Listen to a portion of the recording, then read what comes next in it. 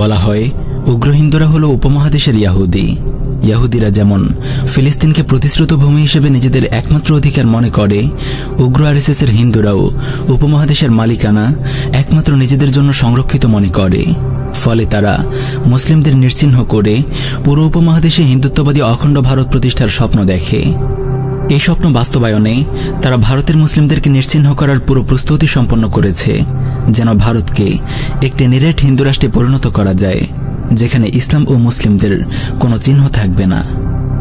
নিয়মিত মুসলিমদের উপর গণহত্যা পরিচালনা, এনআরসি প্রকল্প, মুসলিমদের ঐতিহ্যবাহী স্থাপনা ধ্বংস করা এবং সেখানে হিন্দুত্ববাদী কাঠামো নির্মাণ, জুমার নামাজে বাধা, মাইকে আজান প্রদানে নিষেধাজ্ঞা, জয় শ্রীরাম বলতে বাধ্যকরণ, এই সবই ভারতে হিন্দু রাজত্ব প্রতিষ্ঠায় হিন্দুত্ববাদী সন্ত্রাসীদের অগ্রযাত্রার প্রমাণ বহন করে।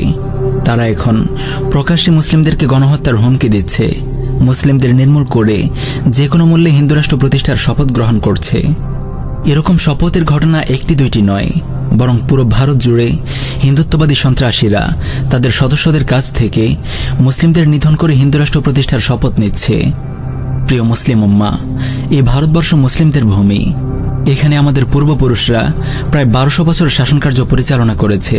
কিন্তু দুঃখজনক ব্যাপার হলো, আমাদের দুর্বলতার সুযোগে আজ সেই ভূমিতে মুসলিম শূন্য হিন্দু রাষ্ট্র প্রতিষ্ঠার শপথ গ্রহণ করা হচ্ছে। মুসলিম নিধনের সার্বিক আয়োজন চলছে। ভারতবর্ষে মুসলিমদের নিরাপত্তা ও হিন্দু মুসলিম নির্বিশেষে সকলের জন্য ইনসাফ প্রতিষ্ঠা করতে হলে অবশ্যই উগ্র হিন্দুত্ববাদী সন্ত্রাসী ও তাদের দোসরদের প্রতিহত করতে হবে। তাদের বিরুদ্ধে সর্বাত্মক এক জিহাদে আত্মনিয়োগ করতে হবে। মহান আল্লাহ তাআলা আমাদেরকে তৌফিক দান করুন।